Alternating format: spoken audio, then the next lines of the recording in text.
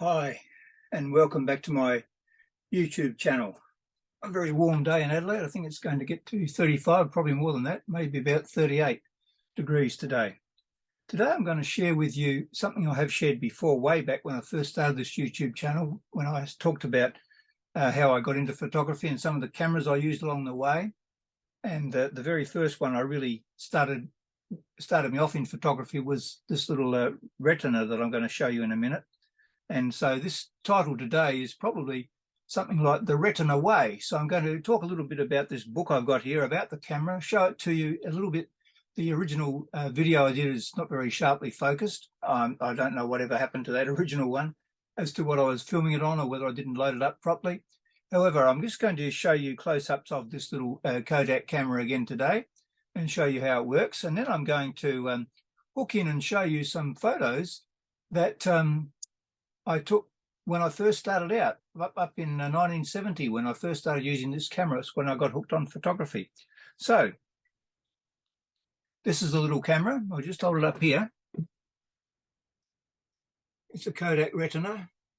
It's a bellows camera. So when you press this little button down here, it's very chunky and solid.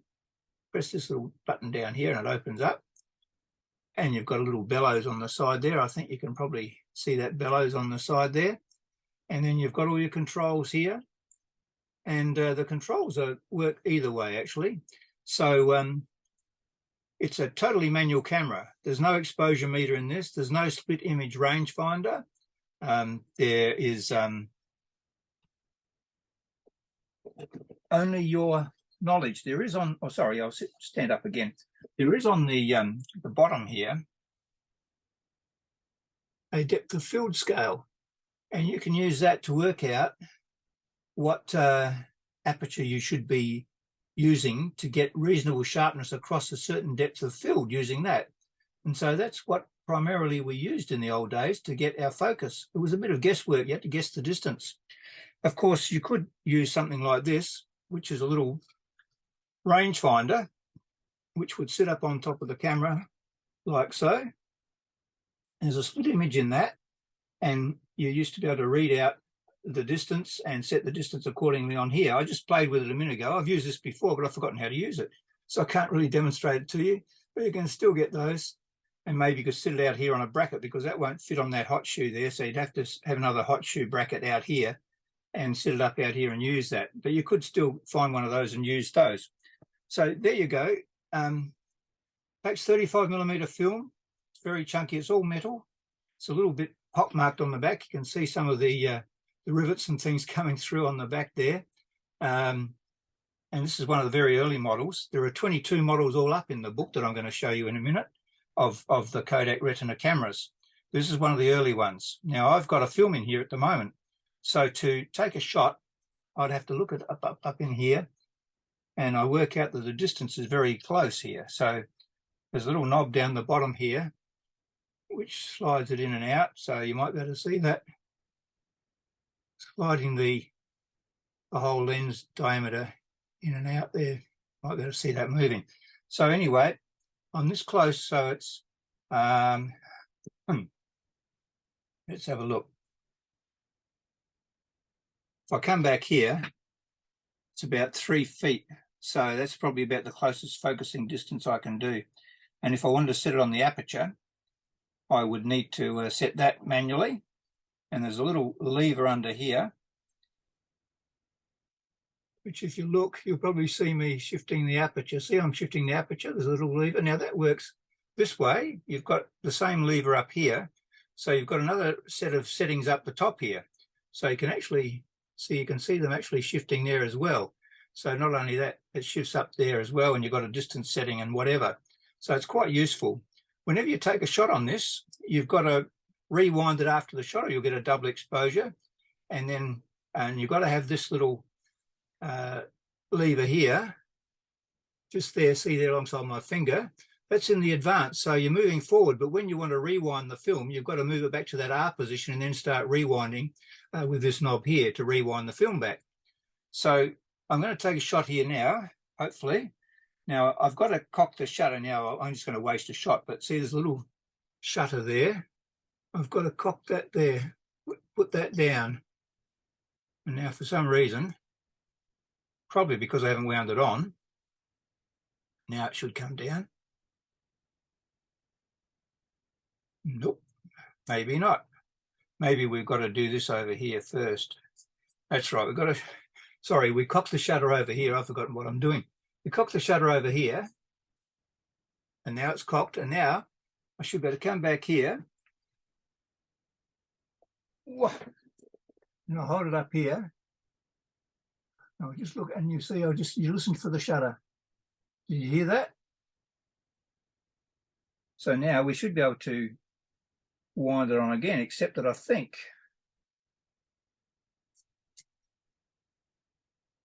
we've almost come to the end of the film. So I might have to rewind that. I'm going to send it back now. I think it won't cock again. So I'm going to try and just rewind it for you. We go back this way. We're rewinding the film now. Now, this is what I cut my teeth on back in 1970 when I first went up to the Northern Territory with my workplace. And it was my dad's camera originally. And he gave me some very rudimentary lessons on how to use it when I first got it. And basically, I set the shutter speed on 100th of a second. And I used either f4 or f8, depending on whether it was bright light or shade. They weren't really optimum settings. I was using ISO 25 for the film. It was Kodachrome it was. You'll see some of the slides in a minute after I took up there then. Taking a while to rewind, isn't it? You haven't got those fast lever things that you had before. Now it's coming, I think it's coming loose. Let me sit down here and do it.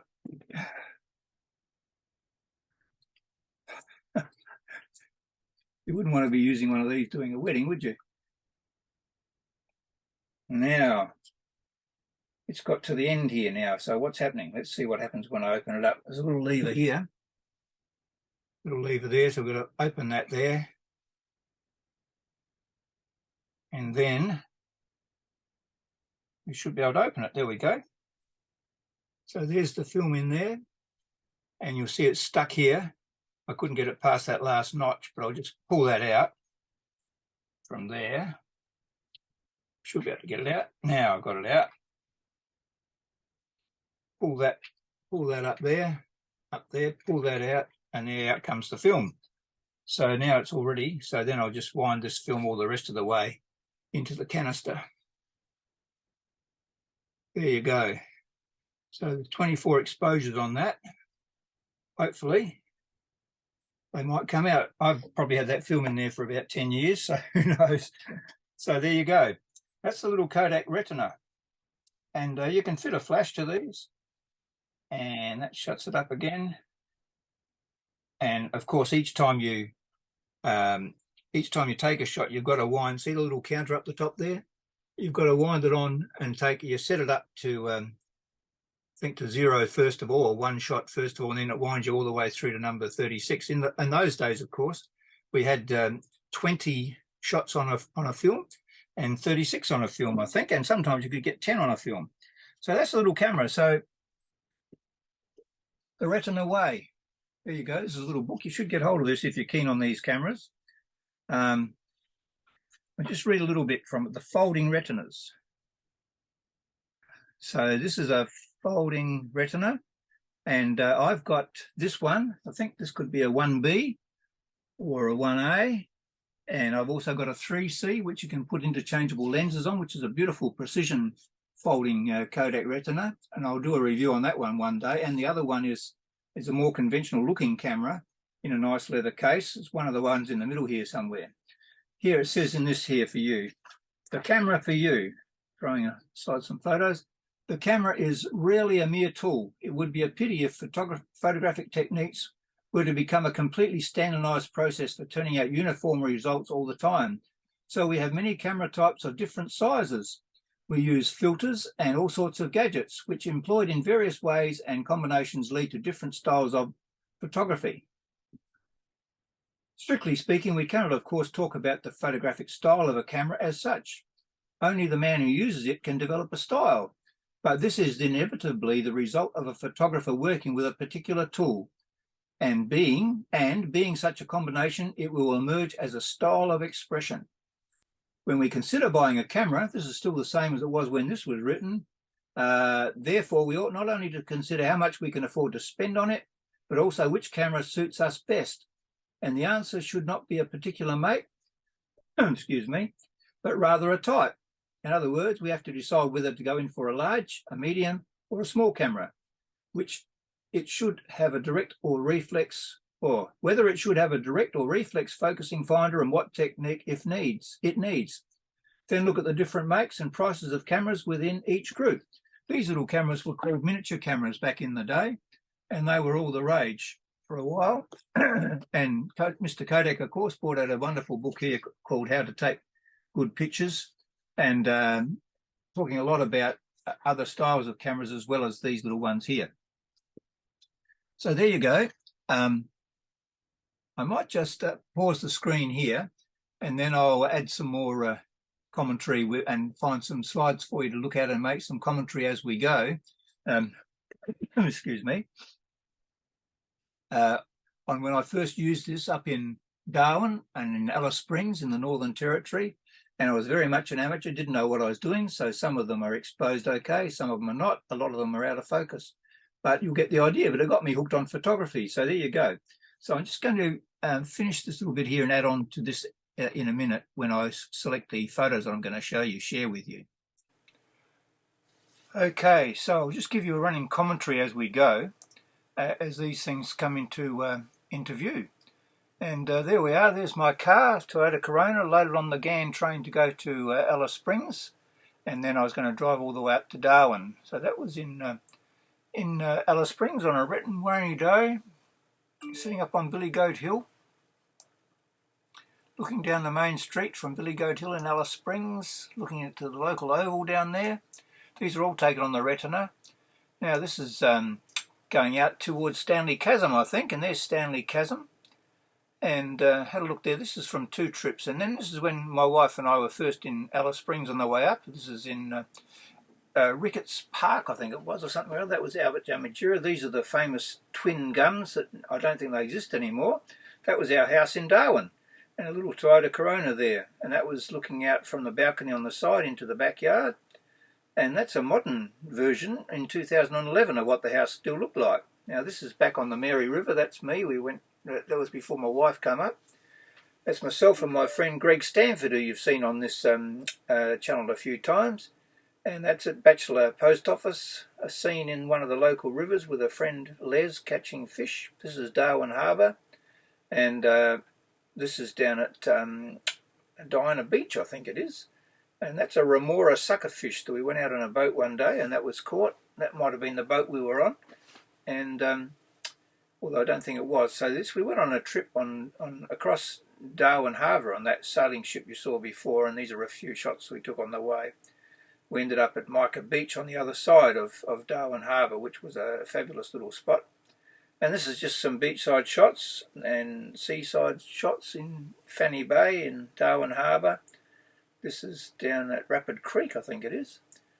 There was a silhouette shot I took on my first ever trip up to Darwin.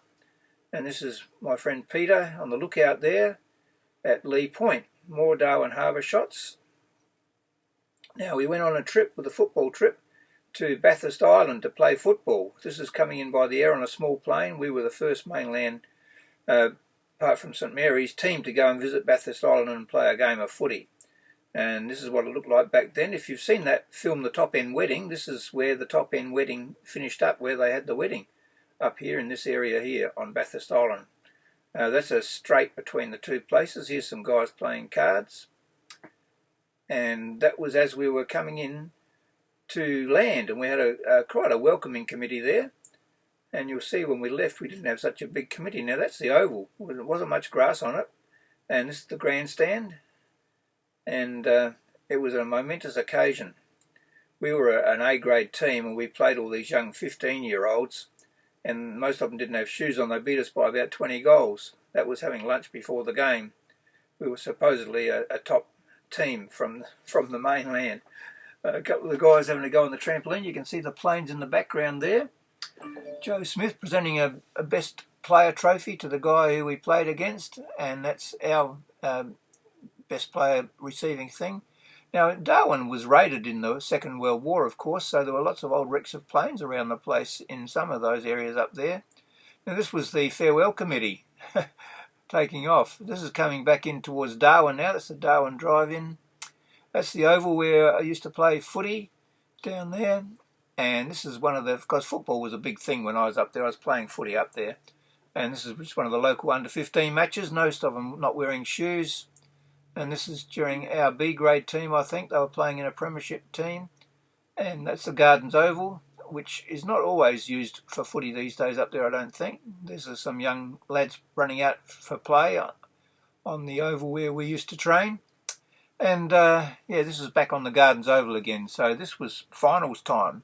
Our team wasn't in the finals, but some of the other, St Mary's and Waratahs and Darwin were in the finals. This is St Mary's playing here. I'm not sure who they're playing. St Mary's playing probably Nightcliff, I think, there. There's some of the crowd sitting around in the old Gardens Oval. This is Cormula College, where our footy coach, he was the sports master there. Now we're back in the outback again. Tropic of Capricorn, Alligator Creek. I used to like photographing signs, and I still do. And this is on a road out into the escarpment area, out towards the Mary River. This is at Fog Dam, little creek there. Some guys on their motorbikes coming into Darwin. Kamali Creek, I think this was here. This is the Adelaide War Memorial, so it's war cemetery where lots of people were buried there who had perished during the Second World War. This is the Daly River crossing. There's people out there in the background there swimming and on rafts, but you wouldn't do that now. There's lots of crocodiles there in these days, and it's quite dangerous. This is out in the bush again, some cockatoos. This is a disused quarry. My brother's sitting over there, and it was a popular swimming spot. This is flying back into Darwin. This is I was on a rubber mattress there. I wouldn't do that now with crocodiles. This was out at Rapid Creek, I think. And this was flying back into Darwin, seeing those ovals we saw before. Sorry, that's now approaching the Bathurst Island again. That was a strait between the two islands. Now this is on the way home, I think, out near the Devil's Marbles. Going all over the place here. I didn't edit this very well. And but I'll just let you sit back and watch, and maybe I'll make a comment every now and then. That was the Adelaide River War Cemetery there. Rainy day in the hostel where I was staying. That's the Daly River crossing, where all the crocodiles are now. The Devil's Marbles, they've got a different Aboriginal name for that now. This is one of those creeks where it can be dangerous with crocs everywhere now. On the road into Darwin there, it's the old Star Picture Theatre. It's now a shopping centre. That's a little friend of mine standing alongside an anthill. That's back to the Daly River crossing again. You could drive jeeps and four-wheel drives across there. Not sure where that was. This is at UDP Falls. This was a spot where they filmed part of Crocodile Dundee, the movie. I think that could be the Fink River, all dried up. We are going over the place. This is watching the hockey at Alloa, I think it was, in the old days. Hockey was a big sport in Darwin. It probably still is. It's back in Alice Springs, looking at Alice Springs from Billy Goat Hill. I think that's out at Rapid Creek again. This is the Manton River Dam, which was back then the main supply for the Darwin's water supply. Out on the harbour again. This is at Fog Dam, and I went camping one weekend with my friend Doug in his little camper van, and it was very eerie sitting there at night alongside that little creek. This is down on the Fanny Bay Road, and I think that's at Howard Springs. Bushfires on the side of the road were quite common. There's a lot of burning off goes on there. And that is these are some modern shots that I've taken on my Canon 400D back in 2011, and I'm planning to do a new video soon going back to Darwin in 2011 and showing you a lot of the shots that I took using a Canon 400D and using some decent equipment. So there you go, we're getting towards the end of it now, I think.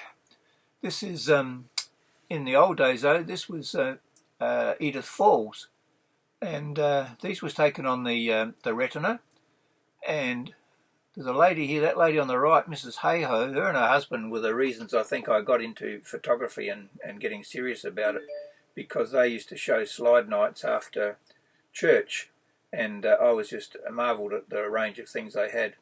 And this is back in 2011, so we're coming to the end of this now, I think. So I hope you've enjoyed this. This is back to Edith Falls where I showed you before. This is the modern day shots I took in 2011, showing the difference in what you can get with a different camera, with the modern digital cameras these days compared to that old one, which I didn't really know what I was doing with back then.